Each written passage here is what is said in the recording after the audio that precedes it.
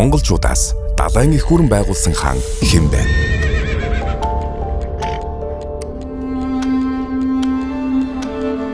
Хубилай хаан нь Чингис хааны 4-р хүү буюу Тулуй, түүний хатан Несторын шашинд Сорхогтон бэх нарын 2 дахь хүү билээ. Толуу Сорхогтон бэхийн хүмүүжүүлсэн 4 хүү Мөнх, Хубилай, Ариг бүх хүлээгүү нар нь бүгд их хаад байжээ. Хубилай хаан 34 жил төр барихдаа нийт Аз ТV-г эзэгэнсэн юан гүрнийг байгуулсан байдаг.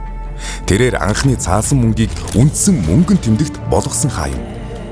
Далайн торгоны зам бүхий далайн их гүрэн байгуулж өмнөд хойд хятадыг холбосон усан сувг бий болгосон гэд боддоо. Япон руу 2 удаа довтолж дэлхийд даяар алдарсан Шанду хотыг зохицлуулсан Монгол хаан. Монгол хаан